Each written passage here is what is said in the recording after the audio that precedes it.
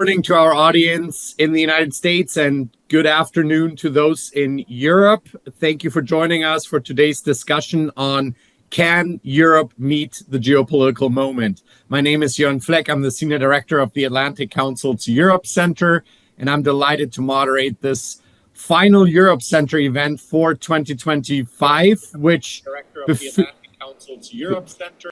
I hear myself to the audio team, which this event comes befittingly after a week and a European Council meeting that many considered a geopolitical moment of truth for Europe as leaders convened in Brussels, with that summit focused very much on financial support for Ukraine and whether to use Russian immobilized assets in Europe to support Ukraine.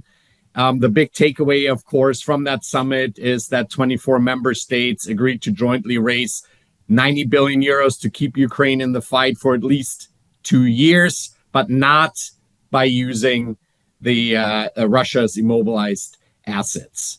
All of this, the summit, the last few weeks of intense diplomatic efforts, of course, come after many months of European efforts to shore up Ukraine's and Europe's position in US-led negotiations for a settlement of Russia's continued war, to protect European security interests and build up the continent's capacity to defend itself, to address the continent's lagging economic growth and competitiveness, and to drive forward a geopolitical and a geoeconomic agenda for what Commission President Ursula von der Leyen called Europe's independence moment in her State of the European Union speech in September. And so across a range of policy areas this year in 2025, we've seen both responses from Europe that can give some reasons for confidence on new funding mechanisms for defense, increased defense spending, a simplification agenda, but also sometimes much more doubts about unfulfilled potential, a lack of political will, and continued uncertainty about where Europe is going and how Europe is tackling its geopolitical challenges. In all of this, of course, Europe has also felt the changes on this side of the Atlantic most intensely, the speed, scale, and intensity of the Trump administration's disruption from Ukraine to trade policy, to its general attitude towards Europe as exemplified in the new U.S. national security strategy, have left many wondering about the future of that partnership between the United States and Europe. And so today, as we wrap up this year, this very intense year, in keeping with the Europe Center's focus on the future of European security, of Europe's economy, and that of the U.S.-European relationship, we wanted to discuss the outcomes of the critical European Council, a summit in Brussels that wrapped up in the early Friday morning hours, Brussels time. But we also wanted to take more broadly a look back at how Europe has or has not met its geopolitical moment in 2025 and what a credible agenda for doing so could look like, should look like in 2026. Joining me to do so is an all-star cast of Europe Center experts and friends. We have our distinguished fellow at the Europe Center and EU watcher, Francis Burwell. We have with us from Berlin, Tyson Barker, our non-resident senior fellow based in Europe and formerly at the U.S. Department of State. We also have our Director of Economic Foresight and Analysis at the Council's Geoeconomics Center, Charles Litchfield. And last but certainly not least, Margaritis Chinas, whom the Europe Center is delighted and very proud to bring aboard as a distinguished fellow with the center following a distinguished career with the European Union institutions. Most recently, of course, well known to most as the European Commission Vice President in the last College of Commissioners for protecting the European way of life. So we will dive right into the conversation. We want to hear from our audience, from our viewers. You can submit your questions via askac.org, askac And with that, we'll jump right in, and I'll go to you, Margaritis, first. As we approach the end of the year, as we have seen the outcome of the UCO, the European Council, in Brussels, maybe you can give us a flavor of what you consider the biggest wins of the European Union and Europe when it comes to meeting the geopolitical challenges, and the biggest areas for improvement, both from this council, but also looking back at the year more broadly. I would say good morning / good afternoon to all. It's a pleasure and an honor to join you for the first time as a distinguished fellow, and I feel great within the family on such an important date where we can reasonably look back at what happened during this year, but also have a first assessment of the European Council, which ended early morning Europe time today. I'm starting with the Council. The European Council was, how should I put this, okay-ish. It was not a big European moment, but I think it was crucial to ensure that funding to Ukraine will continue, and that the Mercosur signature is not lost.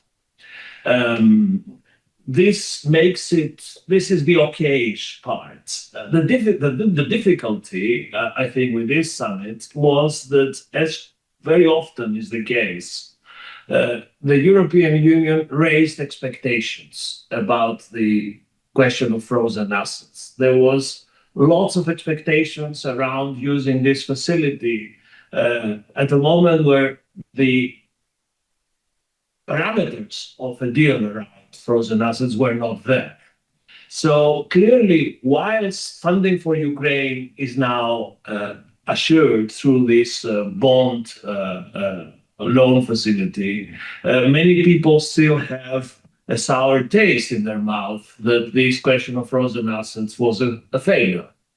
Well, welcome to the European Union. You know, this happens very often. I would have liked a more reasonable level of expectations that would be commensurate to the outcome. On Mercosur, I think we're practically done. And the only thing that remains to be settled is the politics of it, managing the politics around the substance. And Giorgia Meloni, who is very influential in the workings of the European Council, managed to convince her colleagues that it would be better if we give ourselves a month before we sign off on Mercosur. I think that was accepted. Clearly, this shows that we still need some work to do to smooth out the difficulties, especially in France, but the Mercosur perspective is not lost, I think. Now, let me very quickly come to the bilan of the year on transatlantic relations. I would say, using a song title, that this was a year of lights and shadows in transatlantic relations. When it comes to the lights part, clearly the most important of all was the agreement on tariffs. I think the agreement on tariffs saved the day. It provided a clear consolidated basis to maintain the transatlantic bond without any undue turbulence. Europe got a deal which is much more, how should I say, convenient than others. Look what India got and others. So despite the optics of having it agreed in the Gulf resort in Scotland, I think the tariffs deal was the biggest moment of the year. I think another success in this year, if I can use this term, is that Europe managed to convince our American friends that Zelensky needs to be given some diplomatic space between here Greece to a Ukraine settlement deal. I think this was not evident at the start, but I think the combined efforts of Europe's leaders managed to convince Washington that Zelensky merits some space. And that's also a positive in my view. Now, coming to the shadows part, and I will end with that, clearly the difficulty is the increasing aggressivity in the messages that come out of DC on Europe. Of course, this started in last year's Munich Security Conference with Vice President J.D. Vance's speech, and now with the NSS paper. I think this is something that needs to be tackled in a way which is pragmatic. I don't think that we need to shoot from the hip each other. I think we should induce some levels of understanding, but clearly this talk doesn't help. It polarizes public opinion, it creates undue friction, and it's a stone in the shoe that needs to be taken out. Another shadow which is there is, of course, I think the fundamental difference between the way our digital governance rules are seen from the United States and Europe. From the United States, these tech digital European rules sound like an unnecessary complication. In Europe, I think this is seen as a major European achievement to put some order in a market that needs to be, in a way, regulated in favor of the many rather than the few at the platforms. So here you go. This is what I think could be an introductory remark about where we're coming from this year. Thank you so much, Margaritis. We'll explore that light and shadow with the rest of the panel and for the rest of the discussion a little bit more. But thanks for that framing at the very top. I wanted to go to Charles Litchfield. Charles, you and the Geoeconomic Center have done a lot of work, not just on the sanctions that Europe and the United States have imposed on Russia, but specifically, you've done a lot of work and watched very closely the discussion around the use of Russia's immobilized assets in Europe, the reparations loan as proposed. And so I wanted to get your take on what was agreed at the European Council. How much of a litmus test is this arrangement, or was this loan proposal for Europe's geopolitical agency and its ambitions when it comes to Ukraine? And how are you judging the outcome, and what are you watching next on this very specific issue? Thanks, Jan. It's a pleasure to join this group after what for some was a long night. I followed, well, not too late because I was 6 hours behind, which was useful. I think the overall feeling about this summit is that it's done enough. I think there are many questions about how we fund the defense buildup in Europe and in Ukraine. Before we go into the technical details on the reparations loan, but one of its appeal, one of the reasons it was appealing from a budgetary perspective is that not only did it provide macro financial assistance to Ukraine, it also provided quite a lot of funding for, quote unquote, the integration of the Ukrainian defense industrial base into that of the EU, the EEA, with some fairly strict rules on where that money went to. And so a sort of implicit floor also in the funding for Europe-based production, which would have helped, I think, everyone move up in their defense spending from where they are currently closer to the commitments they've made to the US. It's not a direct and it's not a precise science, but I think it would have helped everyone move further up, especially for countries that are fiscally constrained. And now we're back in square one, at least from that perspective, where some countries have a very credible path to the 3.5% of GDP of defense spending they've committed to, and some, including those that have the more credible and impressive armies, do not have a credible fiscal path. And so I think that will be a disappointment, and there are many questions open now about how we do that.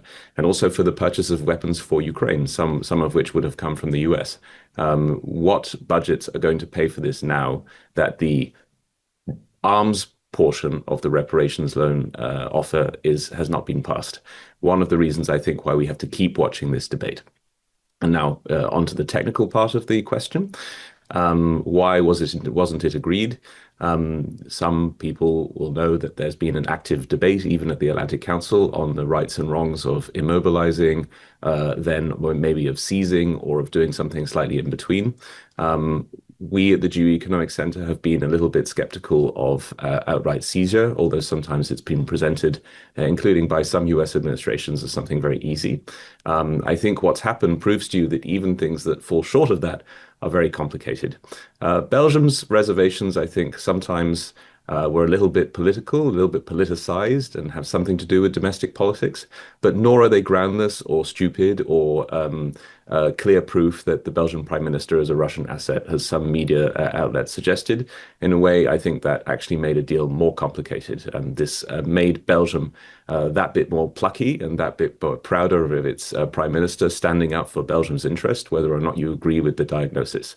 The risks themselves are kind of complicated, a little bit nebulous, but basically it was stretching all the way from things that are clear and credible threats, that the Euroclear assets that are immobilized in Russia in mirror sanctions to the European and G7 ones might have been confiscated themselves because Russia may not have acted symmetrically after a reparations loan was passed.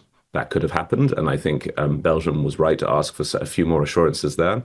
But they really pushed very far, and sometimes it feels they were pushing for sort of subsidies so that they could guard against all sorts of asymmetric attacks by Russia, when Belgium has actually faced fewer than in the rest of the EU. So that seemed to be a little bit much, and I think that was what the breaking point was. At some point last night, they got to the point of talking about assurances for Belgium, and basically the request from Belgium was that this should be open-ended, that there's no cap on how much you have to mutualize the risk Belgium would face because of taking this step, which isn't seizure, but it is true it was something of a breach of contract for the Russian central bank with Euroclear, because what Euroclear has been doing so far, using the interest, is fully within what Euroclear's contracts allows Euroclear to do. Of course, there's the anomaly of the sanction, which means that the Russians can't move the money around. But using the interest income was sort of watertight from a contract perspective. Doing this was not. And so I think it was a step that Belgium wasn't prepared to take. I think they slightly over-egged their arguments about just how much risk they would have faced. But I think the crucial point is that the consensus was not as strong on the other side as it was presented. So yes, this was supported very strongly by Germany, very strongly by Poland and the Baltic states, very strongly by Nordic member states, and Denmark still has the presidency and was part of the team that organized this and negotiated it. But it didn't really have strong support, even from countries that didn't necessarily signal they were against it. France was nominally in favor, but I noticed a sort of lack of energy on the French side in promoting this towards the end. And I think we will see. There'll be more reporting over the coming days and weeks. I note as well that the option is still on the table, and that's very explicitly put in the council conclusions. It's not just that it's been excluded. They say they will continue the technical work to perhaps make it possible. And I don't rule out that it comes back, because there is this question of how you fund the defense buildup for Ukraine and its integration into the European defense industrial complex. The final point, but I think others can make it better than me, is that this whole exercise has at least provided two things. The immobilization of the assets is now much more watertight than it was. It no longer relies on the 6-month renewal. It is now under, a sort of a stretch by using Article 122, the crisis article. It is now much more protected, but I think the grounds are pretty reasonable. There is a war of conquest going on in Europe, and de-immobilizing the assets would also constitute a risk for Europe. So I think it's pretty much understandable why they've done it, but it's a bit of a stretch that they use Article 122. The second point is that the needs in Ukraine for financial assistance have been brought into the debate, into collective thinking of European leaders by this reparations loan exercise. And so there was no question over whether 90 billion extra assistance would be provided. And I think they've at least proven that to us. Some of the skeptical observers, including myself, thought, well, if they can't do the reparations loan, they can't do a new bond issuance because there's no headroom and they won't get unanimity, and all these things that clever people thought they knew were reasons why they had to do the reparations loan. There was no alternative. Well, there was an alternative, and I think at least the exercise of going through this has habituated everyone to the idea that Ukraine definitely needs this money. That's certainly not an exaggeration, and that's been done. But I'll leave it to others to talk about the institutional implications of new lending that's not approved, well, approved by all member states, but not supported financially by other member states. I'll leave that to others. Thank you, Charles, for that great overview of the implications and the dynamics. Turning to Tyson, you've worked extensively on support for Ukraine, most recently as Deputy Special Envoy for Ukraine Reconstruction at the State Department. We've seen a lot of criticism from the administration about Europe being all talk on Ukraine, and much more. How would you assess Europe's role, both in terms of the Council outcomes, but also more broadly looking back at the year of how Europe has stepped up or not in supporting Ukraine, through whether it is in the negotiations led by the United States, whether it's through building that coalition of the willing, through sanctions and financial support. What are your big takeaways from this year and from the Council decision? Well, thanks for the question. And I think that the Council decision and the year can kind of be summed up with the same basic theme, which is kind of a messy muddle. And I think that Europe has attempted to fill gaps that have been left by the Trump administration and has worked to do so. And there's some points to look at and say, well, here they've done something interesting and useful. Of course, the 90 billion, giving that kind of runway for budget support in the form of what is essentially a grant to Ukraine, is a much needed lifeline. The transition to the prioritized Ukraine list, the Pearl program for the purchase of kit, or for procurement kit, has been a way to move from a U.S. that is withdrawing from basically providing drawdown support for weapons to Ukraine, although it hasn't been at the same level. Member states have been stepping up in their security assistance, filling some of the gaps in funding where the United States has no longer played the role that it played in the past. And if you look at some of the process points, people who watch Brussels very closely and talk about it in very technical terms would say something, for example, like the idea that it is now issuing, financing on the back of the European budget without having unanimity and all member states participating is actually providing a new, let's say, a new line of flexibility for future potential lending or future potential programs for the European Union. So there's some pieces there to say, well, this could be useful in the future, but these are kind of small rounding errors generally to what is seen as, a council that was extremely high profile. People were watching for Europe to prove its geopolitical weight in this kind of maximalist way, a word that has been very well used this year and wasn't able to quite get there. Looking at the EU's role for Ukraine more broadly, I mean, I think that, again, filling that budget support gap is extremely important. trying to fill some of these gaps in defense procurement and integration of Ukraine into some of the new defense industrial based programs that they're creating, most notably the Security and Action for Europe or SAFE loans instrument, the 150 billion that the EU is allocating for potential access for member states, and saying that, Ukrainian defense companies can participate, looking at ways to incentivize more co-production and joint ventures between European and Ukrainian defense companies. All great. There is, of course, the Ukraine facility, the 50 billion that was allocated at the beginning of last year, which is pretty much tapped out, but is starting to come online. Some of the aspects that deal specifically with trying to incentivize private sector activity in Ukraine, the 9 billion, including a new private equity fund, the flagship fund, which the European Commission, along with some of the DFIs, is supporting, like KfW. This will be a great advantage for next year, looking at how do you really try to get the private sector invested in Ukraine's economic recovery. But I would point to one other area aside from, this very high profile, let's say, muddle with the Russian sovereign assets. It's an area where the European Union has a lot of work to do, and that's the area of corruption and accession.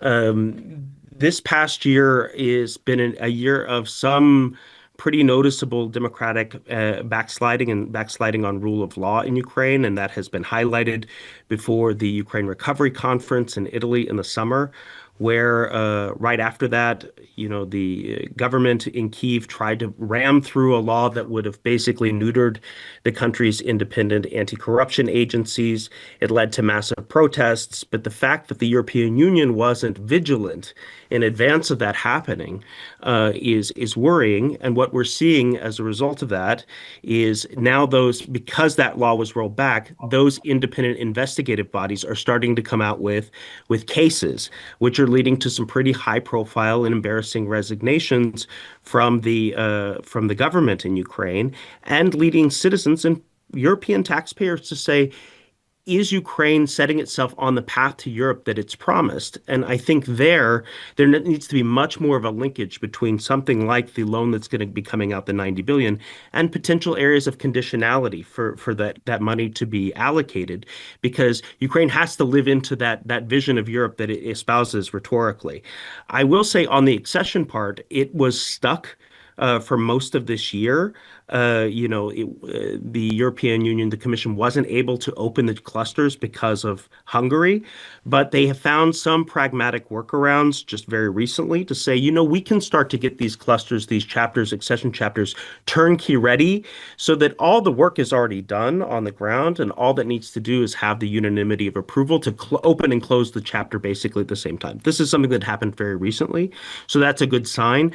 But we need to Europe needs to start to think in those kind of pragmatic terms, and also how it can use the tools like this 90 billion to incentivize the true change in Ukraine that the Ukrainians are actually fighting for ultimately. Thank you, Tyson, also for bringing these new elements in, and messy muddling through, I think, was the summary, the top line of your response there. Fran, I wanted to turn to you. Margarita's already mentioned the EU-Mercosur deal that was supposed to be signed tomorrow, Saturday, that has now been pushed out into January.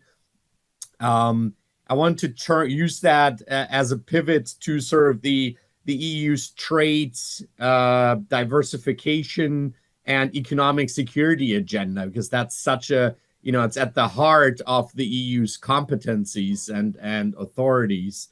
In many ways. And with this EU-Mercosur deal, 25 years in the making, now an additional month, how alive and how effective would you judge that trade, diversification, economic security agenda at a time when others seem to be raising barriers to trade, and the EU is trying to figure out how to, adjust a very openness-based model to a rapidly changing global economy and trading system.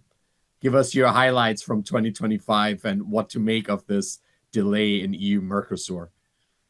So I think that the EU has, with very good intentions, been pretty effective in starting to diversifying its trade. We've seen some major agreements come through, and Mercosur would be one of the highlights, clearly.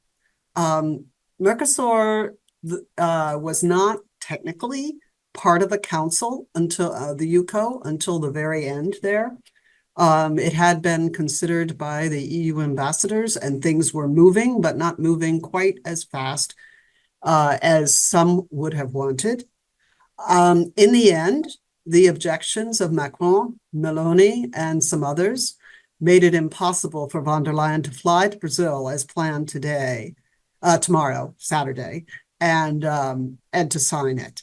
Despite von der Leyen cautioning that President Lula of Brazil was losing patience with the EU. I think, unfortunately, however, this delay in Mercosur is kind of emblematic of what I see at this council and where the EU is right now, which is a failure, actually, to rise to the geopolitical moment. I think that at this council, there were two major issues on the docket. One was Mercosur, and the other one was of course, the Ukraine frozen assets issue. And although I agree with Charles that the 90 billion euro joint debt facility is a good option, it's a good alternative, and I wish it had come forward much sooner. It was clear that the Commission was having a lot of problems putting a good legal text in front of the member states. But the way it was done, and also the Mercosur decision to delay, highlighted the divisions among the member states. And I think, this is something that has been an issue in the EU for a number of years, if not from the very beginning. But we have seen, for example, major strategic decisions delayed because of very particular domestic issues among key member states. You only have to go back to, I think it was Croatia and Slovenia, and a long delay in accession there because of differences over a sea boundary. North Macedonia and Montenegro and Bulgaria's objections over its educational programs. So at this geopolitical moment, I think while I understand the EU process and have been watching it for many years and understand how dysfunctional it can be, at a certain point, Europe needs to figure out how it can do this without exposing all its dirty laundry in the process. It seems to me that this is not the fault of the Commission, which put proposals in front of everyone else, but has very strict limits on what it can actually decide, especially when you're talking about national security issues, geopolitical issues. The Parliament, in this case, in the case of Mercosur, Bernd Lange afterwards, the head of the Trade Committee, expressed his regret that it was not moving forward in a timely fashion. Instead, I would say that the prime ministers, and especially Macron and Meloni, if Meloni needs 3 more weeks to get Italian farmers on board, what was she doing the past 3 weeks? It's not like this issue popped up on the agenda out of nowhere, right? So this is and I would say actually that in terms of satisfying parochial concerns, she was the big winner at this council. But I think that now, in this particular moment, Europe needs to figure out, can it reduce the incidence in which member states make supreme their parochial national interests when they are faced with challenges like the invasion of Ukraine and a shifting global trade framework. The lack of a decision on Mercosur and the potential that it could run into more legal difficulties in the next couple of weeks, which could delay it even further, The hesitation and playing out of the disagreements over the Ukraine support, this benefits the EU's adversaries. And I think that that is something that the EU needs to wrestle with if it wants to take up real global leadership. So that's what I would say about this council. And I hope people will take it as from a perennial Euro optimist. So, which you are, Fred, absolutely. So let me, with a request to our panelists to be a little shorter, so we can get through a few rounds. I also encourage our viewers to submit their questions still at askac.org, askac.org, and I'll try and weave them in. Going back to Margaritis, and from what you've heard, I think a lot of agreement around your assessment of okay-ish, in terms of the council's European Council summit outcomes, but also the performance over 2025. Maybe a quick question, looking ahead at 26, from what you've heard and these sort of okay-ish outcomes, you've sat around the table at College of the Commissioners meetings, aware of all of those limitations of the member states, as Fran put it, parochial interest at times.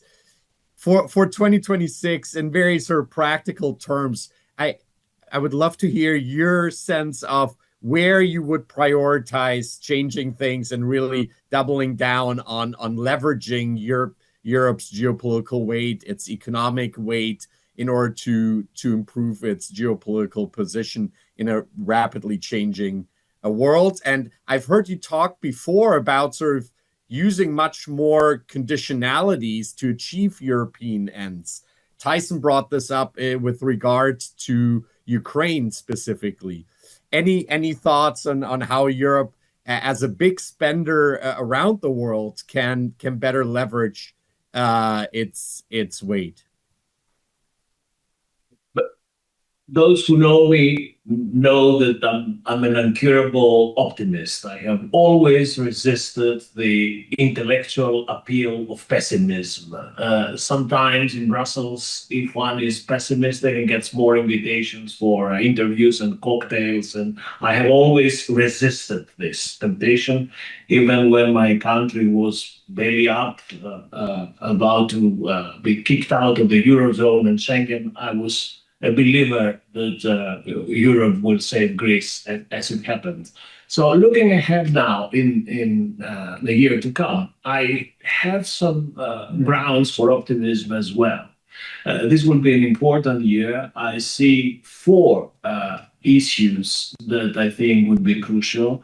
The first, 2026, will be the year where our leaders would have to decide on the next EU budget, the MFF, the multi-annual financial framework. You know that we budget our money every 7 years. So 26 will be the key year where we need to show a certain level of ambition, not only in terms of the threshold for spending, but also in terms of quality of spending, and shifting the focus of our spending less on highways, airports, things like that, and more on to digital infrastructure, defense, smart spending, things like that.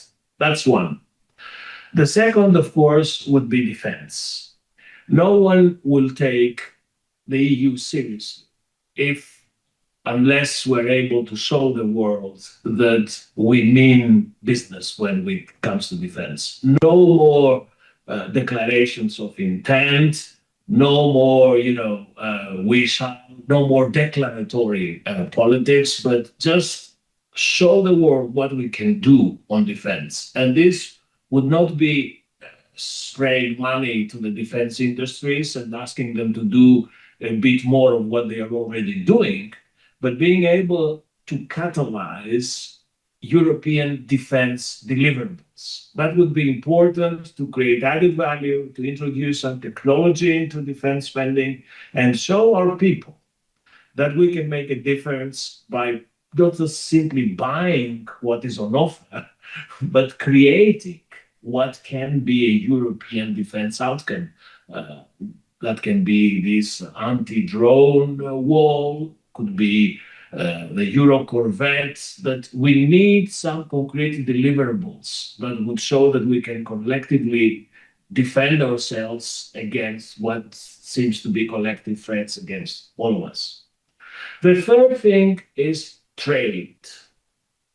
I think Mercosur, inevitably will be the most emblematic, will be a make it or break it case. If we fail to sign off Mercosur, that would be like shooting ourselves in the foot. That would be, wasting a success story of many, many decades. Because if Europe did something right, that was opening up to the world. We have free trade agreements with 70 countries. Everybody wants to sell to us. We set standards. So if we lose Mercosur, that would be really a disaster. But if we have it signed off, that would be a big success for all. And finally, I think the elephant in the room, the fourth element that will determine 26 is Ukraine. I think we all need to get into mindset that the settlement, the Ukraine settlement cannot go beyond 26.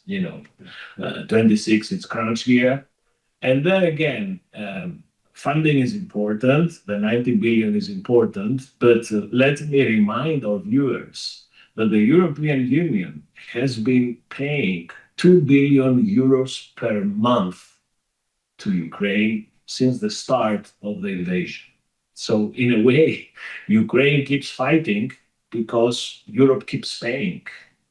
So it is very important that as we move into this last leg of the settlement talks, that the European Union remains a salient player, a key player, not only on supporting Ukraine, not only on integrating Ukraine into our defense industries, but also giving this perspective for the accession, which inevitably would have to go through very hard reforms on corruption, and not only.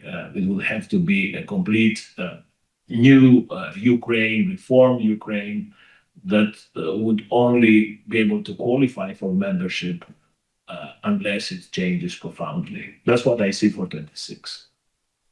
That's a great list. So put the EU's money where its mouth is on the MFF. Real progress on defense and a make or break moment on trade and continued support for Ukraine. I want to dive into these various elements with the rest of the panel. Fran, Margarita's also mentioned this. You mentioned the Turnberry framework agreement between the United States and the European Union. There's been growing frustration, I think, on the US side with how slowly the EU is implementing that deal. How do you see that part of the relationship between the United States and Europe moving forward into 2026? Can Europe deliver on that Turnberry deal, and can it deliver on what is very much related in terms of digital agenda, deregulation, on its simplification agenda to make its economy more appealing? So I think Turnberry was a good deal for the EU. These deals are all relative, but there is no way that a deal with the Trump administration is going back to what we think of as MFN, open market, WTO-based trading system. The EU did relatively well, but there are, as you said, requirements moving forward for the EU to lift its industrial tariffs. And that is taking a lot longer than the United States anticipated. although I think it was pretty clear, given the EU process, that it would take until the spring. I think that during this coming year, Europe is going to find out that having an agreement with the Trump administration is basically the beginning of the negotiation, not the end of the negotiation. So we have seen a lot of, shall we say, someone earlier called it aggressive language from Washington in terms of trade and in terms of regulation in particular.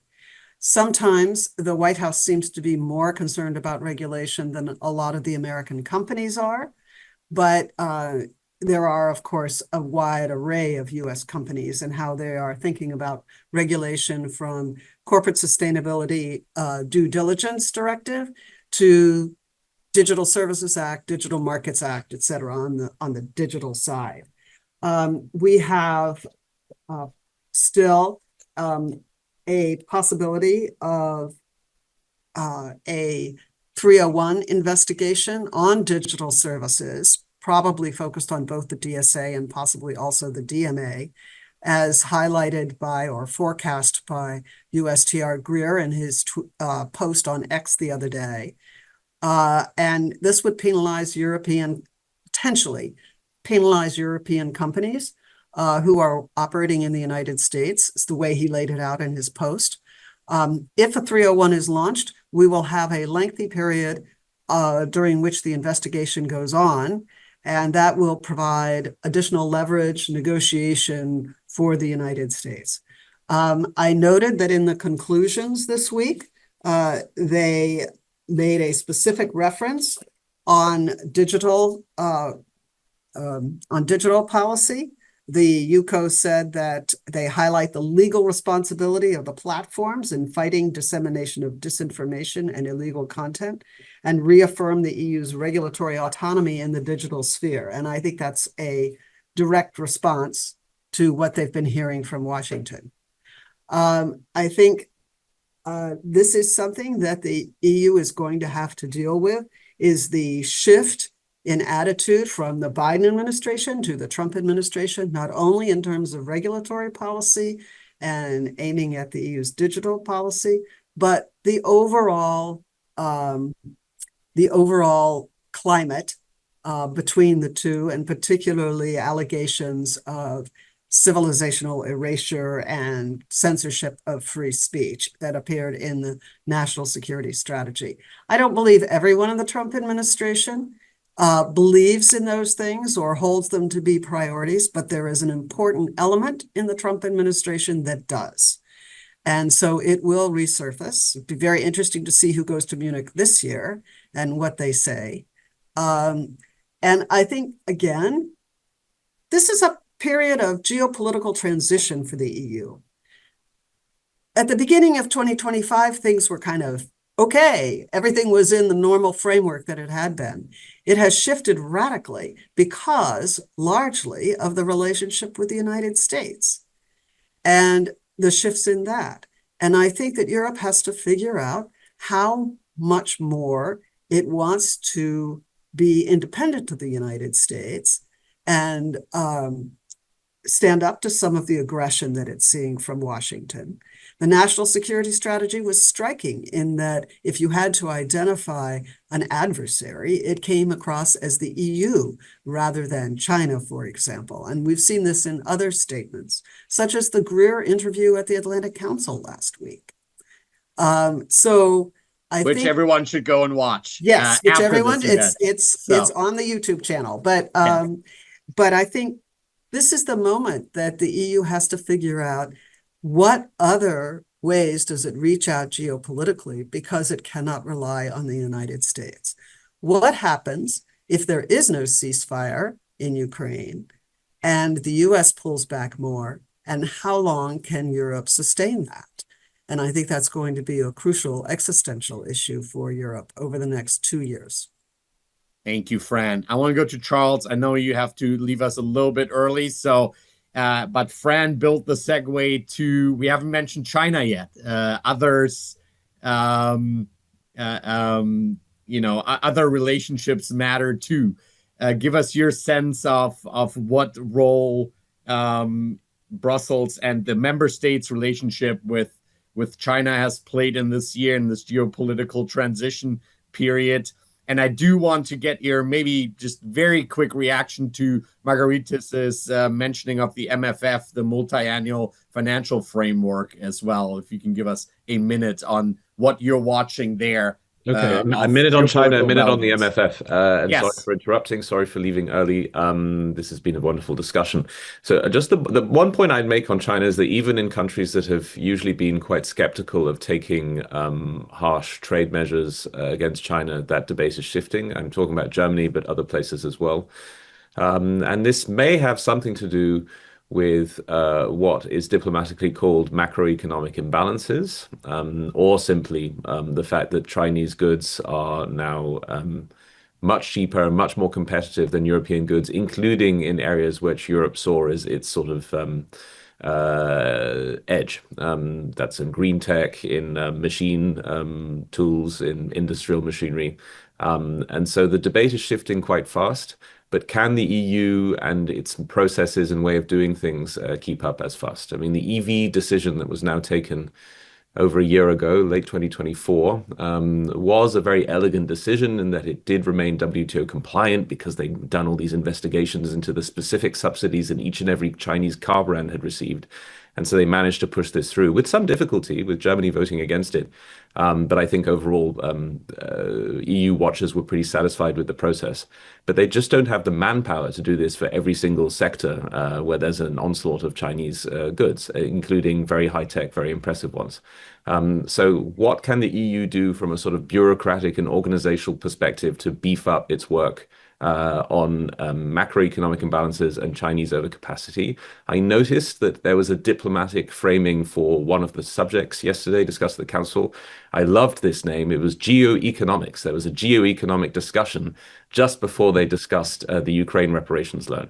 And I don't think this was a geoeconomic discussion about FX reserves, and that is what gave them pause for the decision on reparations loan. I think this is entirely my interpretation. I have no insight. No one's told me this, but I think that might have been code for discussing macroeconomic imbalances.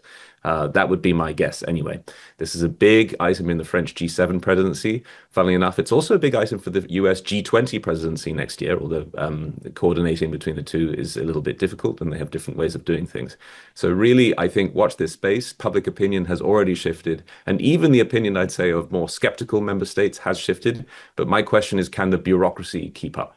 And I want the European bureaucracy to do things in a predictable way, because the alternative, or one of them, is the US way of doing things, which, while you do get results, isn't necessarily the best way of changing your trade policy. And on the MFF, I mean, I don't have much time left, and others will know how to comment on it. But my question is just how much bigger it will be from 2028 on. There are many more tasks, many more things have been given to the EU as responsibilities, even since 2021, which was still, of course, during the pandemic. And so I think it's uncontroversial that it will be bigger, but actually that always then brings complaints from member states about the EU bureaucracy taking more money than it deserves. So how much will the EU, what role will the EU take on in defense from 2028 onwards? Will they try to bring these different items? I'm not going to call them piecemeal because they're all quite possible or quite promising, but will it try to merge them? I think that's a big question. And then we've now crossed the Rubicon of debt issuance that hasn't been approved by all member states or isn't backed by all member states. So that opens possibilities, but it also opens the EU to more controversy. I think it's going to be very sensitive. Every time I've asked people on the record for comments, they won't even give me a sort of number, a percentage increase of the next MFF. So it's very difficult to get people to talk about it. That's it. And thank you for letting me participate. It's been fun. Great to have you, Charles. I'll go to Tyson next, and maybe Tyson, you can give us. It's already come up a number of times that so much of this agenda has been made more urgent by the U.S. administration's, by the Trump administration's approach and disruption in so many key policy areas. We lost. Yeah, there we have you back, Tyson. So much of this is sort of as a result of an impulse from the Trump administration's disruption across different policy areas. first part of the question, how do you think Europe has handled that relationship with the Trump administration over the last 10, 11 months? And is that same approach feasible for 2026? And then part two, what would you like to see the EU really focus on in 2026? Similar question to what I asked Margaritas.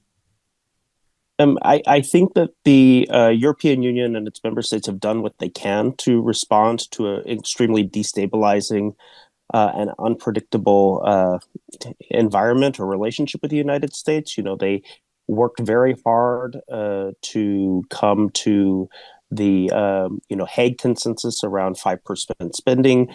The Germans in particular have done a lot to try to break taboos around defense, around support for Ukraine, other areas.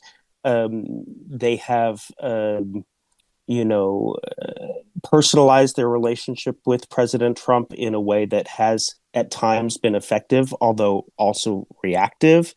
And perhaps specifically around Ukraine, that's an area where 2026 will hopefully lead to a little more kind of independent vision and shaping rather than reacting to conditions that are presented to it.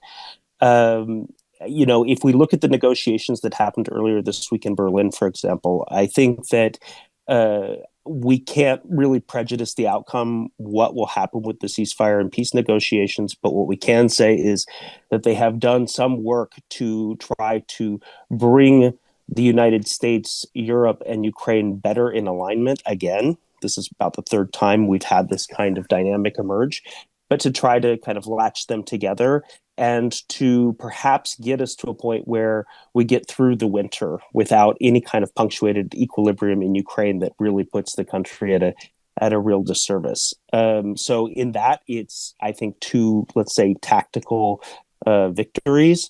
On the trade negotiations, I think that the Commission and the member states really took it on the chin. But again, I think that if you had to have a word that kind of they characterized this year, it's very hard-nosed pragmatism. They realize that there are some pretty tough trade-offs that need to be made. Going into 2026, I mean, even talking about the MFF, I sit here in Berlin, and the discussion around the MFF is pretty expresses some degree of frustration given the kind of economic performance and budgetary constraints that countries are looking at going forward. I mean, obviously, Germany just did this kind of big push for two large spending packages, one on infrastructure and one on defense, and they're looking for places to slim down. And I think that they see the European level as one of those places, specifically consistent with what they hope would be a simplification of the rules that Europe is trying to pursue across the single market with the omnibus, which is coming. And so I think that will be something where Germany will have a very be skeptical about some pretty significant increases in the MFF going forward, especially given the fact, and this isn't exactly related, but, Chancellor Merz put a great deal of political capital into trying to instrumentalize the Russian sovereign assets for this reparations loan. And it gave way to what Fran described as these parochial national interests. So I don't know what the fallout of that is going to be in Germany, where Chancellor Merz is already pretty unpopular. And one of his areas where he is seen as having strength has been his role on the global stage. But clearly, this is going to be seen as a slap in the face. And that might have some impact on how he operates on the European level. But looking at next year, I think that Europe needs to focus on something that the United States will kind of put the finger in the eye of, but is really important for Europe itself, and that's its competitiveness. Really trying to operationalize the Draghi report, getting a robust simplification package on regulation through this omnibus, and also thinking about how it can use one of its greatest instruments, which is its procurement, as an instrument of industrial policy. There's discussion about this European preference. How can Europe give some, compliant, but recognizing that in every country, the United States, China, use of procurement to advance, industrial growth at home is part and parcel of how procurement operates. And that should be the case in Europe as well, where, of course, procurement is a major budget line. So I think those are a couple of areas that we can look for in 2026. Thank you, Tyson. Fran, very briefly, your outlook, your prioritization for 2026. I would just say one thing, and that is, will 2026 be the year when the EU grows into being a global leader, which presents an alternative to the United States, not necessarily an adversary, but provides leadership in the world for a multilateral framework. And this is something that I think is about standing up for values, and we see that in Ukraine, but it's also standing up for competitiveness. And I think Tyson's absolutely right. One of the big things they should be doing is the Letta and Draghi reports, both of them actually. And it's also about continuing to diversify trade policy with the finalization of the Mercosur Accord, and hopefully making serious progress, if not finalizing, an India Accord. Thank you, Fran. And we'll close out with Margaritis. You've already given us your priorities, but maybe more specifically, what does the first UCO in 2026? How does success at the next UCO look like for you? Well, UCO is a very special occasion. People do not quite know how this works. I think it's very important, the atmospherics of UCO. The leaders are amongst themselves. In the room, there are no ambassadors, no ministers, just them. With the president of the European Council and the president of the European Commission. So you have 30 people sitting on a table where although they come from different political families, different political horizons, they all face the same problems. And when they go back home, they will all face nasty oppositions, parliaments, people, voters, media. So, there is always a temptation to build a national narrative post-UCO to take back with you when you go home. And for me, success would be when this syndrome is no longer the dominant element. For me, success would be when these leaders take back home a message of unity, as Francis said, a projection of understanding the magnitude of the challenges that surround us.